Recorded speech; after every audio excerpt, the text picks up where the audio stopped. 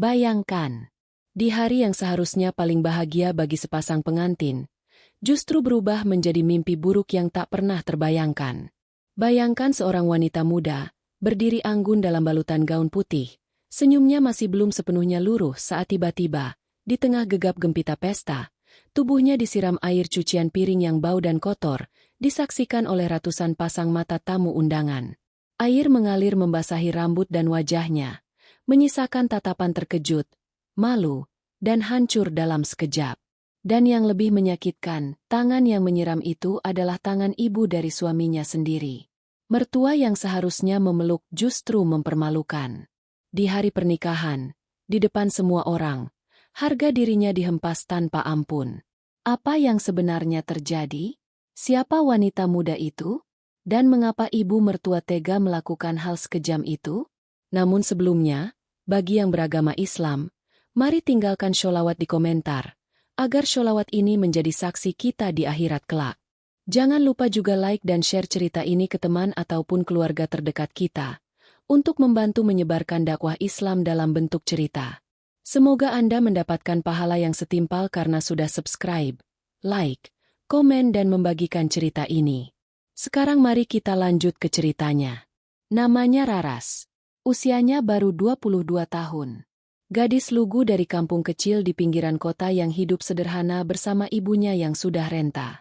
Ayahnya sudah lama tiada, dan sejak itu Raras tumbuh dalam kepahitan hidup.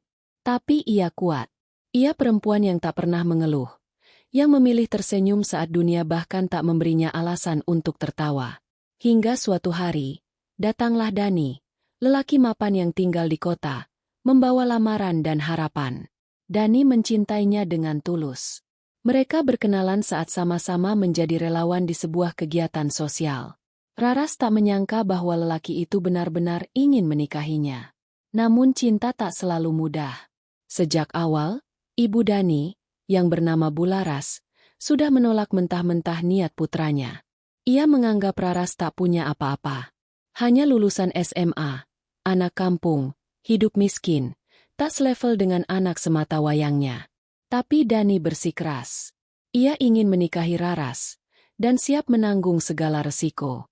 Akhirnya, dengan berat hati, pernikahan pun digelar, tanpa restu penuh dari sang ibu. Di hari itu, suasana tampak meriah. Gedung pernikahan dipenuhi bunga, senyum, dan kilatan kamera. Namun dari sudut ruangan, Bularas duduk dengan wajah dingin, tanpa senyum sedikit pun. Ia mengenakan kebaya coklat tua, rambutnya disanggul rapi, namun matanya menyimpan amarah yang belum padam.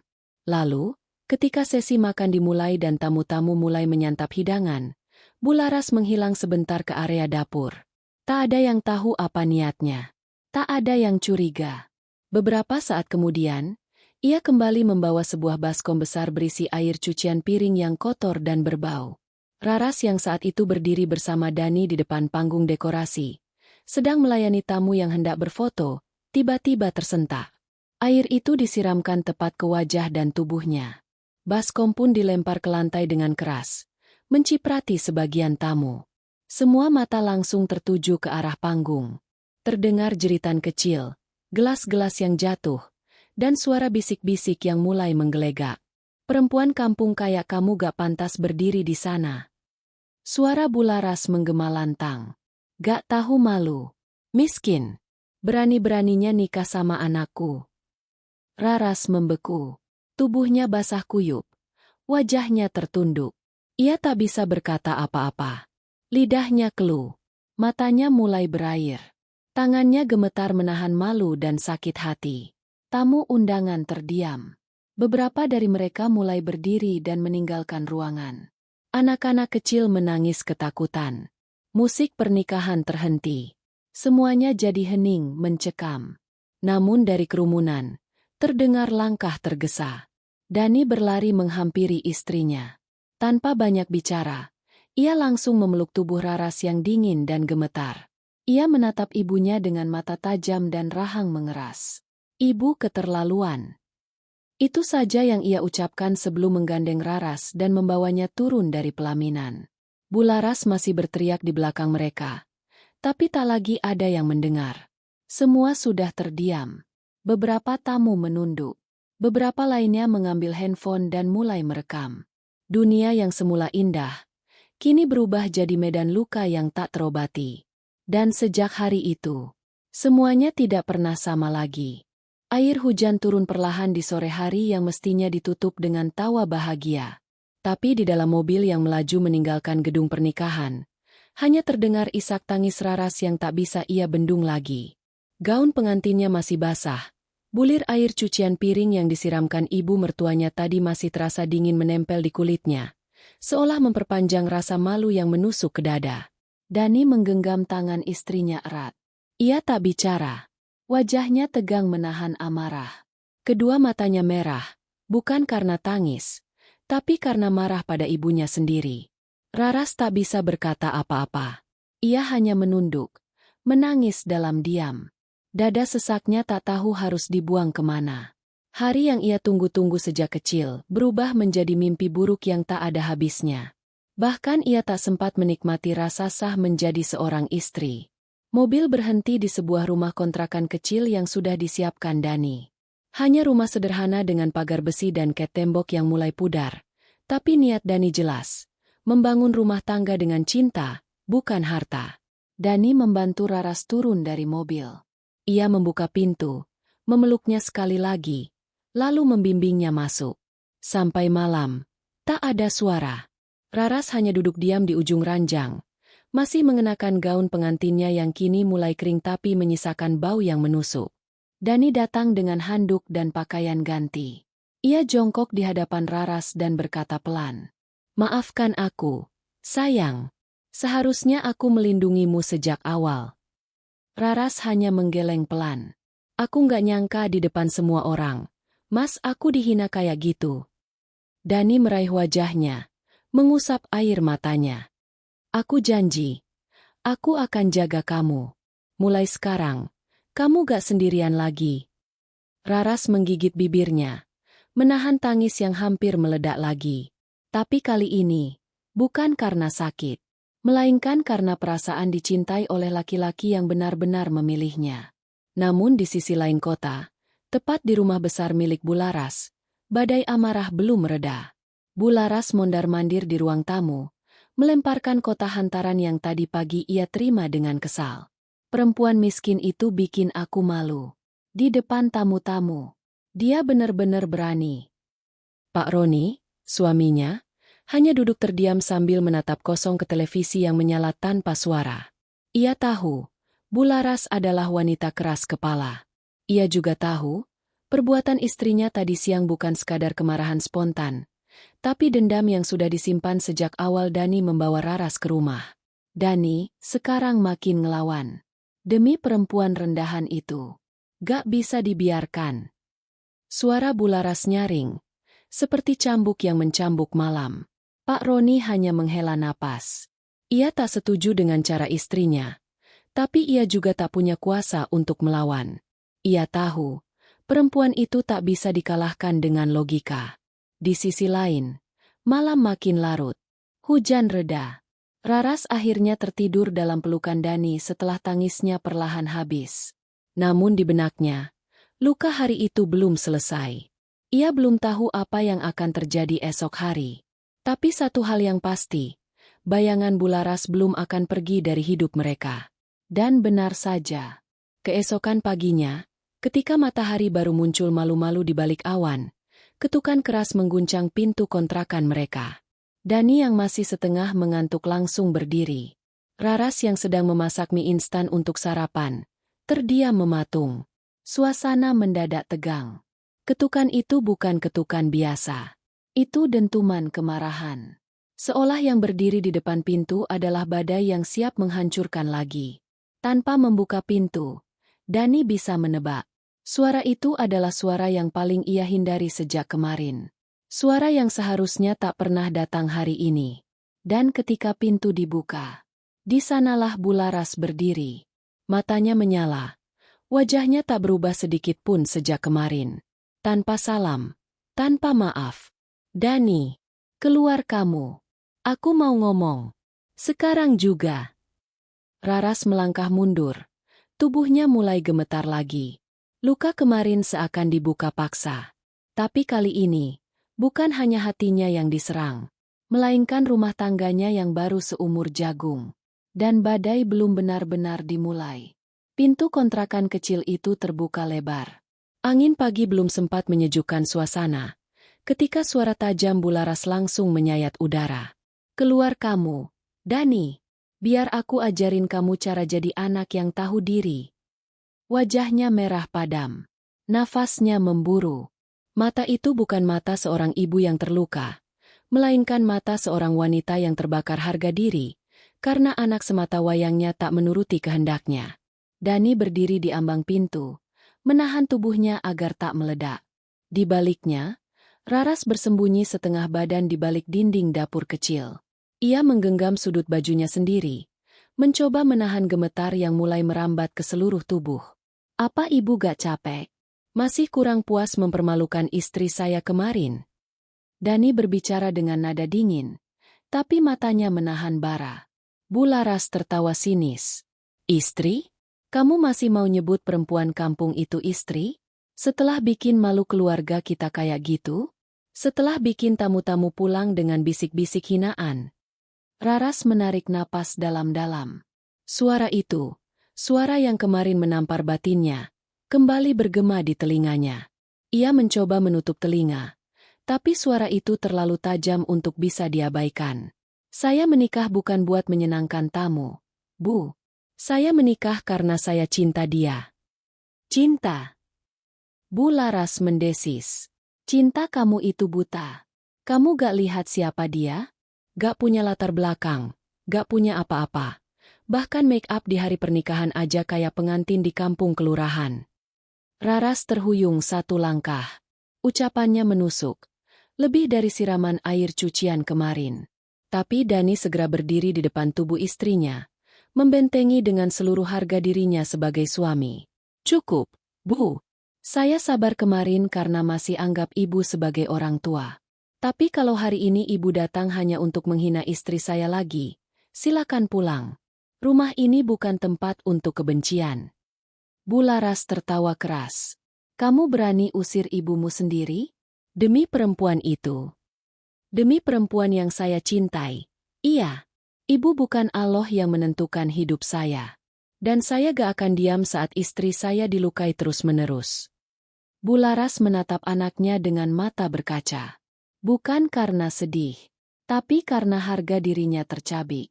Ia berbalik, berjalan cepat keluar pagar.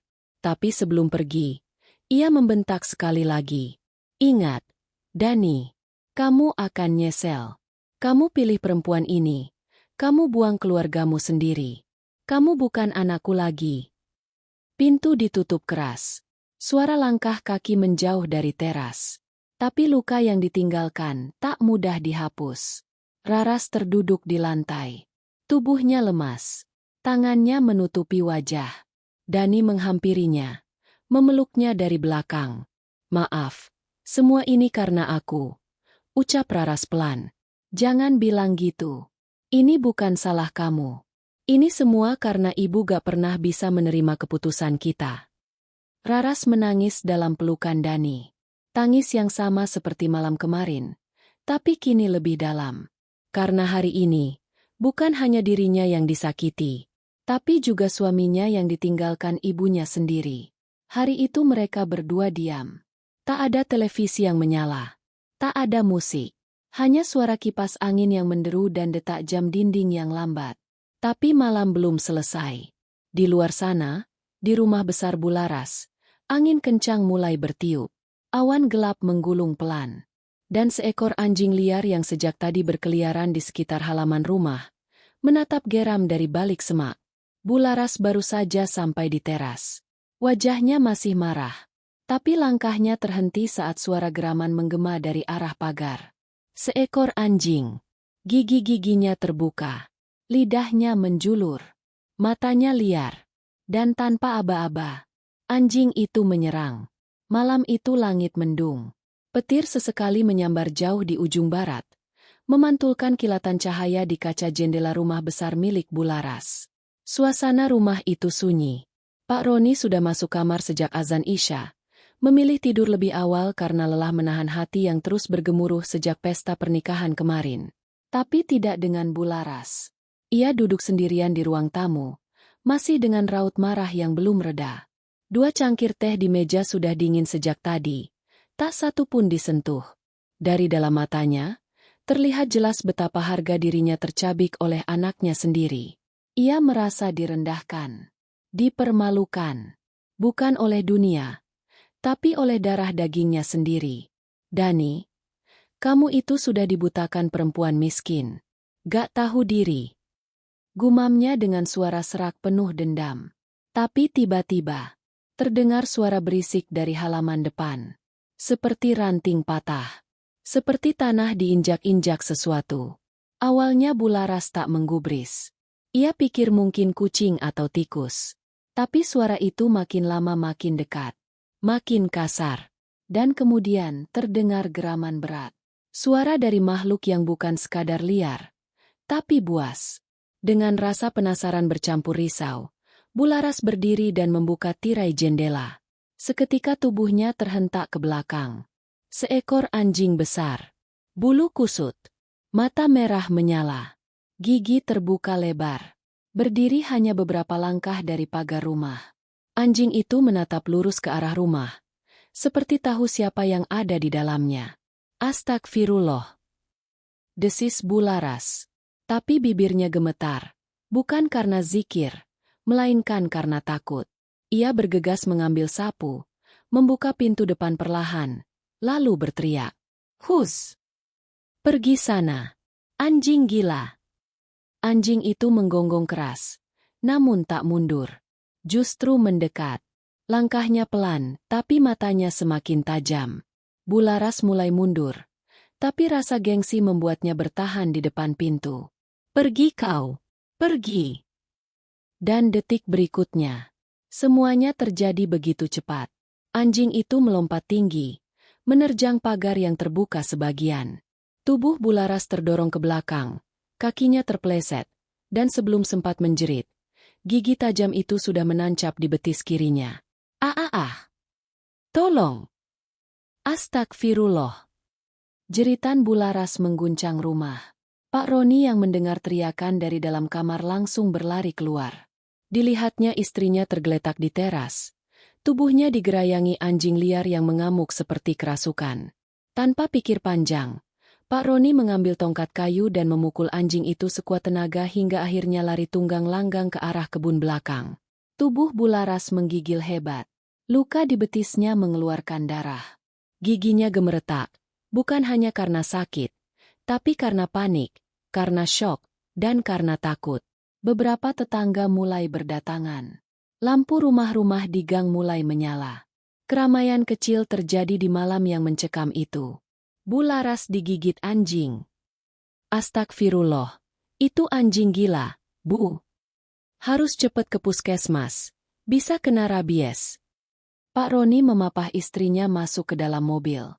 Beberapa tetangga membantu membuka pagar dan memastikan luka sudah ditutup kain bersih. Wajah Bu Laras pucat pasi. Bibirnya komat kamit. Matanya terus menatap kakinya yang kini berdenyut hebat dan mulai membengkak. Mobil itu melaju kencang di jalanan kampung yang sepi. Dalam hati Bu Laras, ada rasa yang tak bisa dijelaskan. Rasa ngeri yang belum pernah ia rasakan sebelumnya. Rasa yang menusuk hingga ke tulang. Dan dalam remang-remang pikirannya yang kabur oleh sakit, tiba-tiba wajah Raras muncul di bayangannya. Wajah yang menangis kemarin. Wajah yang ia hina. Wajah yang ia siram air cucian piring di depan semua orang. Bu Laras memejamkan mata. Tapi bayangan itu tak mau pergi. Terus menghantui. Terus mengikuti. Dan ini baru permulaan. Subuh itu, rumah sakit kecil di pinggiran kota masih sepi. Hanya ada suara perawat yang berjalan pelan. Suara kipas angin tua yang berderit di langit-langit lorong. Dan detak jarum jam dinding yang terasa lambat. Di salah satu ruang rawat darurat, Bu Laras terbaring di ranjang dengan betis yang diperban rapi. Luka bekas gigitan anjing itu cukup dalam, merah kehitaman, dan mulai bengkak. Dokter mengatakan akan disuntik serum anti rabies. Tapi butuh pemantauan lebih lanjut karena jenis anjing yang menyerang belum diketahui pasti. Pak Roni duduk di kursi di samping ranjang. Wajahnya lelah. Satu tangannya menopang dagu. Tangan satunya menggenggam tas berisi dokumen.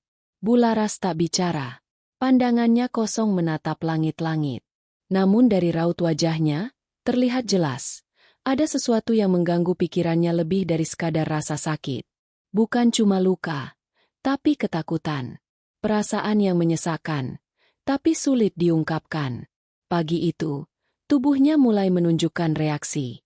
Ia merasa meriang, berkeringat dingin. Nafasnya pendek-pendek. Saat perawat mencoba mengusap keningnya dengan handuk basah, Bu Laras tiba-tiba menepis kasar. "Jangan sentuh aku. Jangan dekat-dekat," teriaknya.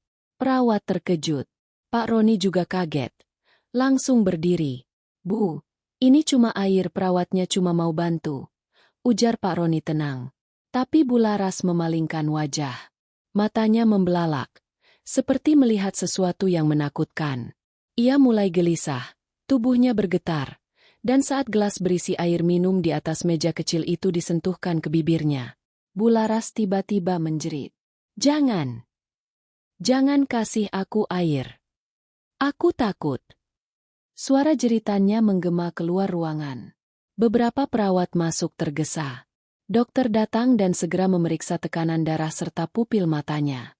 Dalam diam, mereka mulai saling berpandangan. Karena mereka tahu ini bukan sekadar luka. Ini bisa jadi tanda awal rabies.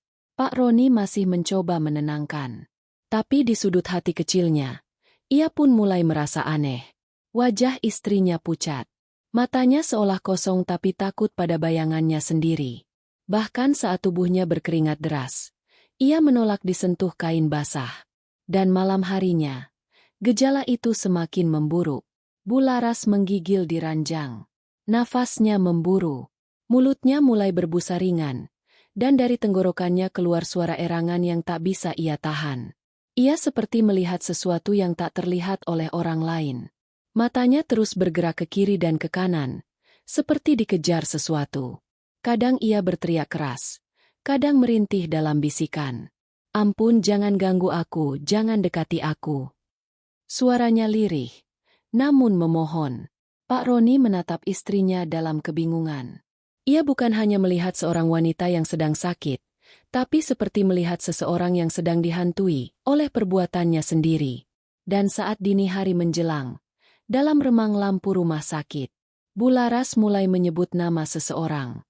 "Raras, Raras, maaf, jangan benci aku, jangan benci." Pak Roni terdiam. Ia tak pernah dengar istrinya menyebut nama itu dengan nada seperti itu. Biasanya disertai amarah, cemoohan, dan hinaan. Tapi kini, suaranya berbeda. Seperti menyesal, seperti takut. Namun Raras tak ada di sana. Yang hadir hanyalah bayangannya. Dan bayangan itu tak memberi ampun. Di balik tirai kamar rumah sakit, perawat mencatat perkembangan pasien. Mereka menyarankan agar keluarga segera mencari anjing yang menggigit, agar pengobatan bisa ditentukan. Tapi tak ada yang tahu, anjing itu datang dari mana, dan tak ada yang melihat kemana ia pergi. Sementara itu, di kontrakan kecil di pinggir kota, Raras duduk di musola kecil yang baru ia tata dengan Dani. Ia sedang membaca zikir pagi sambil menatap jendela yang basah oleh gerimis. Di wajahnya masih ada luka. Tapi matanya mulai tenang. Ia belum tahu apa yang terjadi pada mertuanya. Belum tahu bahwa azab perlahan datang. Tapi malam sebelumnya, ia sempat bermimpi. Dalam mimpi itu, ia melihat Bu Laras dikejar anjing hitam di lorong gelap, dan terjatuh di depan pintu rumahnya sendiri. Dan saat ia membuka mata, hatinya berbisik, "Ya Allah, jika ini bukan azab, maka jadikan ini peringatan." Jam dinding rumah sakit berdetak lambat. Setiap detiknya seolah menjadi beban yang menghantam kepala Bu Laras yang terbaring di ranjang dengan wajah pucat dan tubuh lemas. Cahaya lampu di langit-langit terasa terlalu terang baginya, seperti sinar panas yang membakar matanya. Sudah 3 hari ia dirawat, tapi kondisi tubuhnya bukannya membaik. justru semakin tak terkendali. Tangannya gemetar setiap kali melihat air. Nafasnya memendek setiap kali mendengar suara gerimis di luar jendela. Dan setiap malam, ia mulai melihat hal-hal yang tak bisa dijelaskan logika. Bayangan Raras datang menghampiri. Tersenyum di ujung ranjang. Duduk diam, menatap, lalu perlahan menangis. Dan suara itu, suara lirih yang selalu hadir saat ia hendak memejamkan mata. Kenapa ibu tega? Tubuh Bularas langsung mengejang. Ia berteriak, membuat perawat dan dokter kembali berhamburan masuk ke ruangannya. Mereka menyuntikkan obat penenang. Tapi tetap saja, 1 jam kemudian jeritan itu kembali terdengar. Pak Roni, yang belum tidur sejak 2 malam terakhir, hanya bisa duduk pasrah di kursi plastik. Ia menatap istrinya yang dulu keras dan angkuh kini terkulai. Ketakutan seperti anak kecil yang dikejar mimpi buruk. Ibu, istighfar. Bu, baca zikir minta ampun sama Allah. Ucap Pak Roni pelan. Tapi Bularas menggeleng keras. Gak bisa, dia datang terus. Aku dengar suaranya, dia nangis. Tiap malam aku dengar dia nangis. Siapa, Bu? Raras. Jawab Bularas dengan suara pecah. Dia terus-terusan nangis. Aku mimpi dia berdiri di bawah pelaminan sambil bawa air cucian piring dan aku disiram balik di depan semua orang dan mereka ketawa. Mereka semua tertawa lihat aku. Pak Roni mengusap wajahnya. Matanya sembab. Ia sudah lelah membantah kenyataan. Ia tahu istrinya sedang dihukum, bukan hanya oleh penyakit, tapi oleh penyesalan yang selama ini ia abaikan. Tapi penyesalan itu datang terlambat. Di sisi lain kota, Raras duduk di atas sajadah, masih mengenakan mukena usai sholat duha. Tangannya menengadah, matanya sembab, tapi bukan karena sedih, melainkan karena bingung. Dalam hati kecilnya, ada suara lirih yang muncul. Bukan rasa dendam, tapi pertanyaan. Mengapa aku masih merasa kasihan? Ia belum tahu kabar Bularas. Dani sengaja tak memberitahunya, agar luka di hati Raras tak terbuka kembali. Tapi sejak malam kedua, Raras mulai bermimpi aneh. Mimpi yang sama berulang kali. Di mana ia duduk di pelaminan sendirian, tanpa Dani, tanpa tamu. Hanya ada Bularas di tengah ruangan, berdiri memegang baskom, wajahnya kosong dan tubuhnya basah kuyup. Raras bangun dari mimpinya dengan tubuh dingin dan peluh di leher. Ada rasa yang tak bisa ia jelaskan. Dan pagi itu, untuk pertama kalinya, ia bertanya pelan pada suaminya. Mas, ibu nggak ada kabar? Dani menunduk. Ia menatap Raras, menimbang antara melindungi atau membiarkan kenyataan muncul. Tapi akhirnya ia berkata, ibu dirawat di rumah sakit. Digigit anjing. Kayaknya anjing gila. Raras terdiam. Dani menggenggam tangan istrinya. Tapi kamu gak perlu khawatir. Kita gak usah datang dulu. Kamu belum siap. Namun dalam diam, hati Raras mulai bergetar. Ada gejolak yang sulit ia kendalikan. Ia bukan malaikat, tapi ia juga bukan batu. Dan saat malam kembali turun, Bularas kembali berhalusinasi. Kali ini, ia tak hanya melihat Raras berdiri di pojok ruangan, tapi juga melihat seekor anjing besar masuk lewat celah pintu. Matanya merah, lidahnya menjulur, dan tubuhnya berdarah. Anjing itu mendekat pelan, semakin dekat, dan Bularas kembali menjerit. Maafkan aku. Jeritannya memecah keheningan rumah sakit. Dokter datang membawa suntikan. Perawat menahan tubuhnya. Pak Roni menangis dalam diam. Dan malam pun menjadi saksi. Saat keangkuhan seorang ibu mulai luruh satu persatu. Oleh rasa takut, oleh dosa yang ia perbuat sendiri. Waktu berjalan lambat di rumah sakit itu. Tapi tidak bagi Bularas. Setiap menit terasa seperti 1 tahun. Setiap detik seperti hukuman yang menggerogoti kesadarannya. Hari itu, hujan turun sejak pagi. Langit kelabu meneteskan gerimis yang enggan berhenti. Di balik jendela ruang perawatan, Bularas menatap kosong keluar. Matanya cekung. Wajahnya kering dan pucat. Seperti daun tua yang nyaris lepas dari ranting. Tangannya terikat lembut dengan kain pengaman. Bukan karena ia gila. Tapi karena setiap malam, Ia mengamuk. Setiap malam, tubuhnya menolak disentuh air. Dan setiap malam, bayangan Raras dan anjing itu datang bersamaan. Silih berganti. Seolah sedang menagih sesuatu yang belum ia berikan. Permintaan maaf. Namun ego yang telah menua, lebih keras dari batu. Bularas belum bisa mengucapkan kata maaf. Di dalam dadanya, masih tersisa bara. Tapi kini bukan bara dendam, melainkan bara malu. Malu karena semua orang tahu. Para tetangga membicarakannya. Tamu undangan yang pulang dari pesta pernikahan itu, kini menjadi saksi aib yang ia ciptakan sendiri. Bularas memejamkan mata. Tapi gelapnya tak pernah utuh. Di sana, suara Raras masih terdengar. Masih menangis. Masih menatapnya dengan mata merah, bukan karena marah, tapi karena hancur. Suatu siang, seorang dokter muda duduk di samping ranjangnya. Ia membawa hasil pemeriksaan laboratorium. Bularas, gejala ibu mengarah ke rabies. Tapi kami butuh konfirmasi lebih lanjut. Sementara, kami akan lanjutkan terapi penanganan. Mohon tetap tenang ya, Bu. Kami akan bantu sebisanya. Bularas hanya mengangguk pelan. Tapi wajahnya tetap kosong. Tak ada reaksi. Tak ada protes. Setelah dokter pergi, ia berbisik sendiri. Rabies, ya jadi ini rasanya. Azab. Pak Roni yang duduk tak jauh darinya menoleh. Ia sudah mendengar kalimat itu lebih dari sekali dalam 2 hari terakhir. Dan setiap kali istrinya menyebut kata azab, Pak Roni tahu bahwa hatinya sedang digempur rasa bersalah yang tak terbendung. Ibu, ucapnya pelan. Kalau memang ibu merasa bersalah, ya minta maaf. Bukan sama aku, tapi sama Dani sama Raras. Wajah Bularas berubah. Mulutnya mengatup rapat. Rahangnya menegang. Gengsiku udah diinjak. Pak, di depan semua tamu. Di depan orang-orang yang dulu nunduk waktu aku bicara. Sekarang mereka ketawa di belakangku.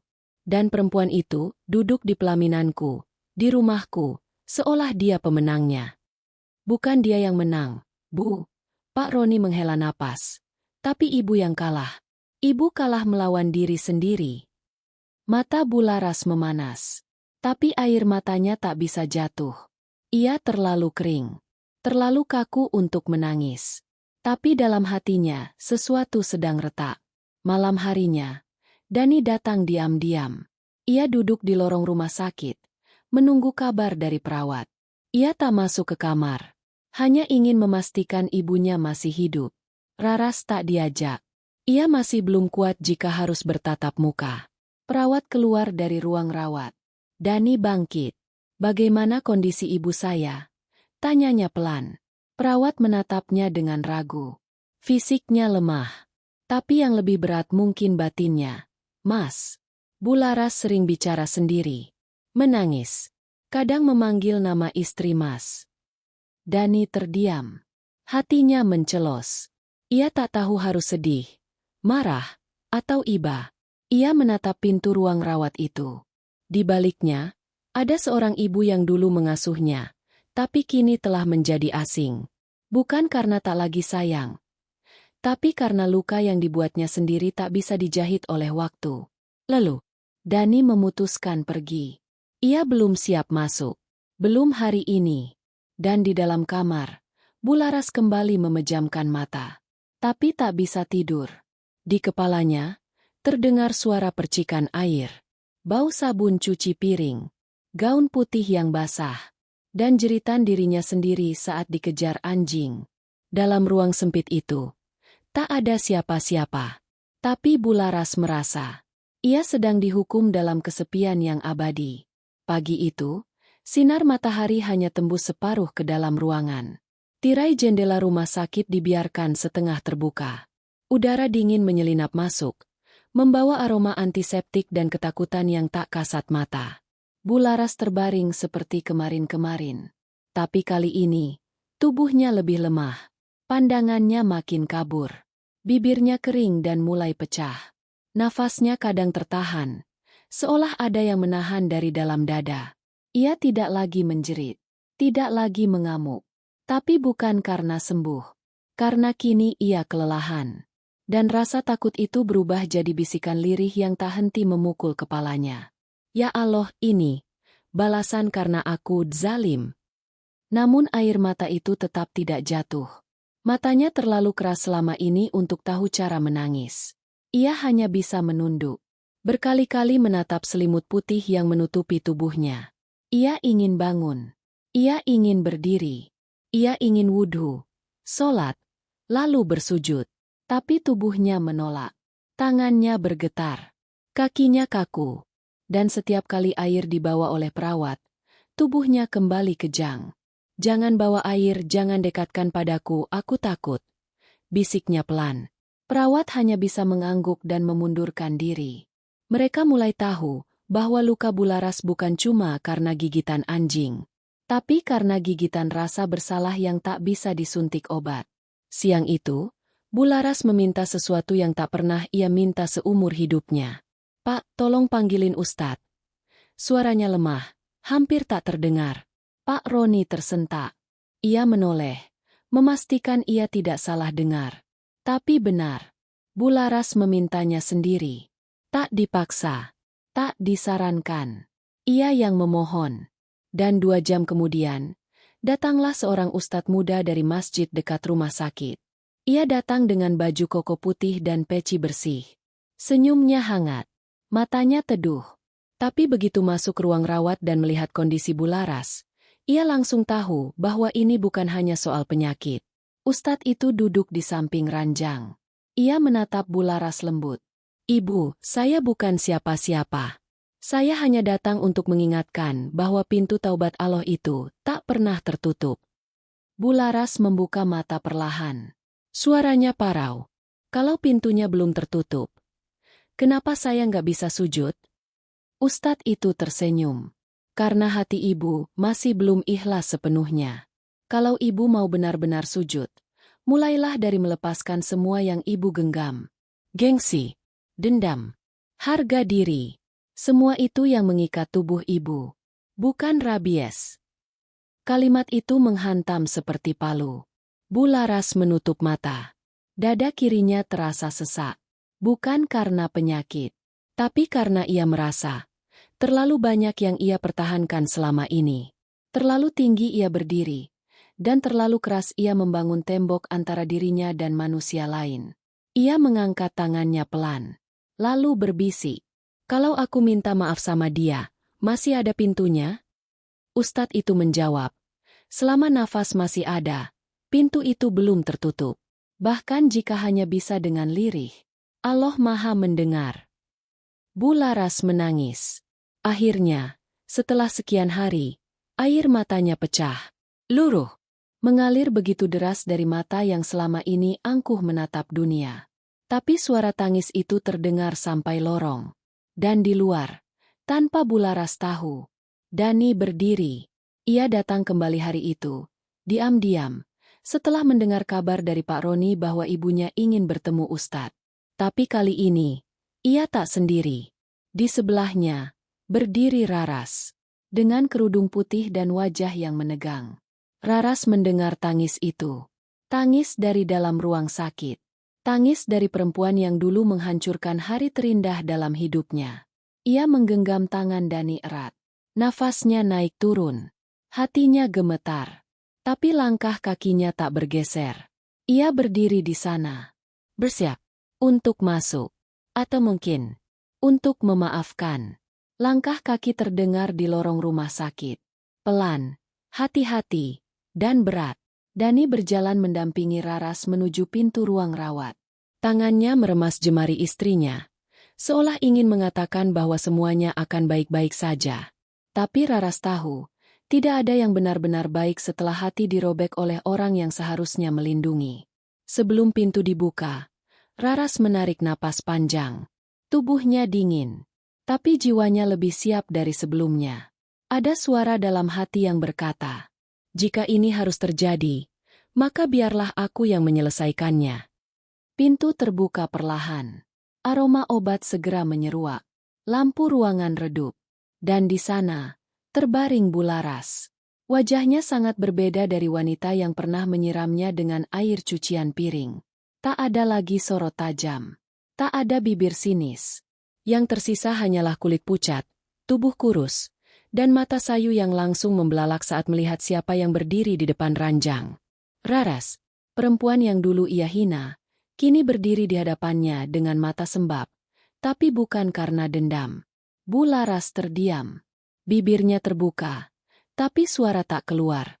Tangannya yang lemah mencoba terangkat. Namun gemetar. Air matanya jatuh. Seolah semua perisai angkuh selama ini hancur saat itu juga. Raras melangkah pelan. Menghampiri sisi ranjang. Ia tak berkata apa-apa. Hanya menunduk. Menatap wajah perempuan yang membuatnya malu di depan dunia. Tapi juga yang melahirkan lelaki yang kini jadi suaminya. Bu Laras akhirnya bicara. Suaranya parau, retak, dan gemetar. Raras. Tubuhnya mulai bergetar. Aku, bukan ibu yang baik. Aku hilaf. Aku buta. Aku, siram kamu di depan semua orang. Aku hancurkan hari kamu. Aku bukan manusia. Raras menahan napas. Hatinya teriris. Air matanya jatuh perlahan. Tapi ia tetap berdiri. Tidak mundur. Tidak pergi. Ia menatap wanita tua itu dalam-dalam. Bu Laras melanjutkan dengan suara pecah. Aku dihukum sama Allah, aku gak bisa tidur, aku takut air. Aku lihat kamu terus, kamu nangis di mimpi. Aku minta maaf, aku minta ampun. Lalu tubuhnya melemas. Ia menangis keras. Seperti anak kecil yang tersesat. Tangis itu mengguncang seluruh ruangan. Raras akhirnya duduk di samping ranjang. Ia tidak berkata, "Aku maafkan." Karena luka itu terlalu dalam untuk langsung sembuh. Tapi ia juga tidak memaki. Tidak menolak. Tidak pergi. Ia hanya menyentuh tangan Bu Laras yang gemetar. Dan saat sentuhan itu terjadi, tubuh Bu Laras mengejang. "Air," bisiknya. "Air di tanganmu dingin tapi gak bikin aku takut." Raras menangis. Tapi kali ini bukan karena dipermalukan. Tapi karena melihat seorang ibu yang kehilangan segalanya. Bahkan kendali atas tubuhnya sendiri. Di pojok ruangan, Dani berdiri menunduk. Air matanya jatuh tanpa suara. Pak Roni berdiri di sampingnya. Memejamkan mata sambil beristighfar. Dan Ustadz yang masih duduk di sofa kecil berkata pelan. Kadang maaf itu bukan tentang siapa yang paling salah. Tapi siapa yang lebih kuat untuk melepas semua. Hari itu, waktu seolah berhenti. Di dalam ruangan rumah sakit yang sunyi, dua perempuan, yang dulu musuh dalam sunyi, kini sama-sama menangis. Tak ada pelaminan. Tak ada siraman. Tak ada pesta. Hanya air mata, luka, dan rasa sesak yang menggantung di dada masing-masing. Dan semua itu belum benar-benar selesai. Pagi yang datang di hari itu terasa seperti awal yang baru, tapi juga seperti lanjutan dari mimpi buruk yang belum selesai. Setelah pertemuan semalam, suasana di ruang rawat menjadi lebih tenang. Bu Laras tertidur usai menangis berjam-jam. Raras tetap duduk di kursi sampingnya, tak bergerak. Matanya menatap langit-langit. Dingin, lelah, tapi jiwanya belum benar-benar damai. Di dalam hatinya, ada percakapan sunyi yang berulang. Aku sudah melihatnya jatuh. Aku sudah dengar dia menangis. Aku tahu dia meminta maaf. Tapi, kenapa masih ada yang sakit di sini? Tak ada jawaban. Hanya detak jantung yang tak mau tenang. Dani duduk di luar ruangan. Menunduk. Menutup wajah dengan kedua tangan. Ia tahu semua yang terjadi tak bisa dikembalikan. Istrinya terluka. Ibunya hancur. Dan ia berdiri di tengah pusaran luka yang diciptakan oleh orang-orang yang ia cintai. Tak lama kemudian, Pak Roni datang menghampiri Raras di dalam ruangan. Wajahnya letih, tapi sorot matanya berbeda. Ia tidak bicara banyak. Hanya berdiri di belakang kursi Raras dan berkata pelan. Terima kasih kamu datang, meskipun kamu gak harus. Raras menoleh. Matanya sayu. Ia ingin menjawab, tapi lidahnya keluh. Pak Roni menghela napas. Ibumu dulu juga pernah dipermalukan oleh mertua. Tapi dia gak pernah cerita. Baru setelah dia sakit, dia bilang, "Semoga anakku gak ngalamin yang sama." Raras menunduk. Air matanya kembali jatuh, tanpa ia sadari. Dan kini, hal yang ditakuti ibunya, benar-benar terjadi padanya. Pak Roni melanjutkan, "Kamu kuat, nak. Kamu lebih kuat dari yang kamu kira. Tapi kamu gak harus jadi malaikat hari ini. Gak harus maafin semuanya sekarang. Luka itu butuh waktu." Kata-kata itu menampar halus, menenangkan tapi juga menyadarkan. Raras berdiri perlahan. Ia menatap wajah Bularas yang masih tertidur dengan infus menancap di tangan keriputnya. Ia berbisik pelan, "Bu, saya datang bukan karena saya baik, saya datang karena saya gak mau hidup saya penuh dendam." Dan kemudian ia berjalan keluar ruangan. Dani berdiri begitu melihat istrinya melangkah. Ia ingin memeluk, tapi Raras hanya menatapnya sebentar dan berkata, "Aku butuh waktu, Mas. Jangan paksa aku bilang semuanya udah baik-baik aja." Dani mengangguk pelan. Ia mengerti. Ia tahu, cinta tidak cukup menyembuhkan luka. Tapi setidaknya, cinta bisa menuntun untuk tidak saling meninggalkan. Raras berjalan keluar rumah sakit. Hujan turun rintik-rintik. Langit masih kelabu. Tapi langkahnya tetap mantap. Di dalam, Bularas perlahan membuka mata. Nafasnya pendek. Dan untuk pertama kalinya, sejak ia dirawat, ia merasa benar-benar sendirian. Tak ada Dani. Tak ada Raras. Hanya dirinya sendiri, dan suara batinnya yang mengulang terus-menerus. Andai waktu bisa diputar. Tapi waktu tak pernah bisa ditarik mundur. Yang bisa dilakukan manusia hanyalah menerima sisa-sisa dari perbuatannya sendiri.